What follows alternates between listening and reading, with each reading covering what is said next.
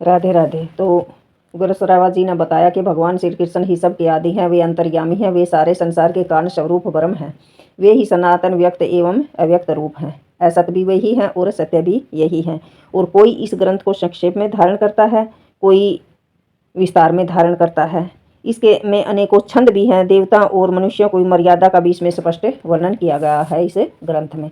जिस समय यह जगत ज्ञान और प्रकाश से शून्य और अंधकार से परिपूर्ण था, उस समय एक बहुत बड़ा अंडा उत्पन्न हुआ। वही समस्त प्रजा की उत्पत्ति का कारण बना।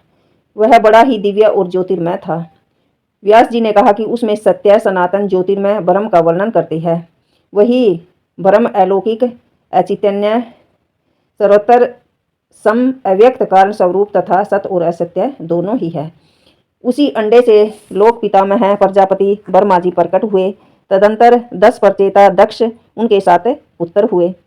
ऋषि और 14 मनु उत्पन्न हुए। विश्व देवा आदित्य वसु अश्वनी कुमार यक्ष साध्य पिशाच गुयाक पितर ब्रह्म ऋषि राज ऋषि जल ध्युलोक पृथ्वी वायु आकाश दिशाएं संवंतर ऋतु मास पक्ष दिन रात और जगत में जितनी भी वस्तुएं हैं सब उसी अंडे से उत्पन्न हुई। यह संपूर्ण चराचर जगत के प्रलय के समय जिससे उत्पन्न होता है उसी परमात्मा में लीन हो जाता है। ठीक वैसे ही जैसे ऋतु आने पर अनेकों लक्षण प्रकट होते हैं और बदलने पर लुप्त हो जाते हैं, वैसे ही ये सृष्टि है, एक बार उत्पन्न होती है तो वही उसमें लुप्त भी हो जाती है। इसी प्रकार यही कालचक्र जिसने सभी पदार्थों की सृष्टि और संहार होता है, अनादि और अंत रूप से सदा चलता है। संक्षेप में देवताओं की संख्या 33,3333 है। 36,333। विवस्वान के 12 पुत्र हैं। विवस्वान सूर्य न बोलते हैं। विवस्वान के 12 पुत्र हैं।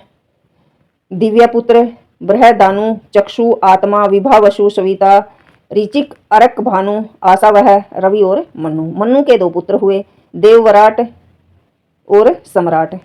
सम्राट के 3 पुत्र हुए, 10 ज्योति सत ज्योति और सहस्त्र ज्योति। ये तीनों ही प्रजावान और विद्वान थे। 10 ज्योति के 10,000 और सत ज्योति के 1,00,000 और सहस्त्र ज्योति के 10,00,000 उत्तर उत्पन्न हुए। इन्हीं से कुरु यदु भरत याति और इक्ष्वाकु आदि राज ऋषियों के वंश चले। बहुत से वंशों और प्राणियों की सृष्टि यही परंपरा है। सृष्टि की यही परंपरा है। भगवान व्यास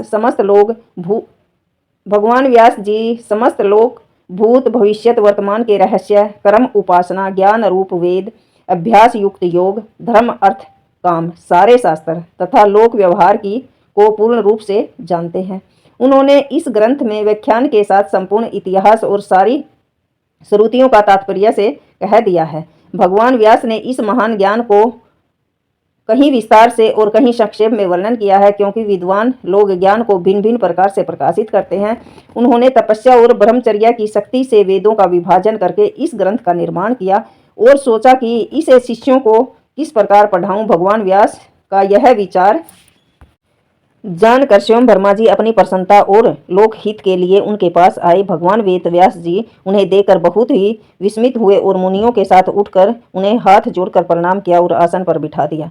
स्वागत सत्कार के बाद ब्रह्मा जी की आज्ञा से वे भी उनके पास ही बैठ गए। तब व्यास जी ने बड़ी प्रसन्नता से मुस्कुराते हुए कहा, भगवान मैंने एक श्रेष्ठ काव्य की रचना की है। इसमें वैदिक और लौकिक सभी विषय हैं। इसमें वेदों सहित उपनिषद वेदों की क्रिया विस्तार इतिहास पुराण भूत भविष्य और वर्तमान के वृत्तांत बुढ़ापा मृत्यु भय व्याधि आदि के भाव अभाव का निर्णय आश्रय और वर्णों का धर्म पुराणों का सार तपस्या ब्रह्मचर्य पृथ्वी चंद्र सूर्य ग्रह नक्षत्र तारा और युगों का वर्णन उनका परिमाण ऋग्वेद यजुर्वेद सामवेद अर्थवर्ण अध्यात्म न्याय शिक्षा चिकित्सा दान पशुपात धर्म देवता और मनुष्यों की उत्पत्ति पवित्र तीर्थ पवित्र देश नदी पर्वत वन समुद्र पूर्व कल्प दिव्य नगर युद्ध कौशल विविध भाषा विविध जाति लोक व्यवहार और सब में इसको लिख लेने वाला कोई और नहीं मिलता। यही चिंता का विषय है।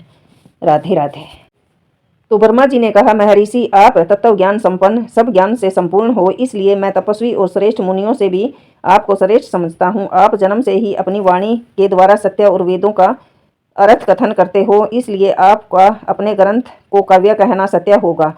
उसकी प्रसिद्धि काव्य के नाम से ही होगी। आपके काव्य से श्रेष्ठ काव्य का निर्माण जगत में कोई नहीं कर सकता। आप अपना ग्रंथ लिखने के लिए गणेश जी का स्मरण कीजिए। यह कहकर ब्रह्मा जी तो अपने लोक में चले गए और व्यास जी ने गणेश जी का स्मरण किया। स्मरण करते हुए भगत गणेश जी के पास उपस्थित हुए। व्यास जी ने पूजा करके उन्हें बैठाया और प्रार्थना की, भगवान मन ही मन महाभारत की रचना की मैं बोलता हूँ, आप उसे लिखते जाइएगा। गणेश जी ने कहा, यदि मेरी कलम एक क्षण के लिए भी न रुके तो मैं लिखने का काम कर सकता हूँ। व्यास जी ने कहा, ठीक है, किंतु आप बिना समझे न लिखिएगा। गणेश जी ने कहा, तथास्तु। तथास्तु कहकर लिखना स्वीकार कर लिया। भगवान व्यास ने कोताहुल वंश कुछ ऐसे श्लोक बना दिए जो इस ग्रंथ की गांठ हैं। इनके संबंध में उन्होंने प्रतिज्ञापूर्वक कहा था कि 8,800 श्लोकों का अर्थ मैं जानता हूँ।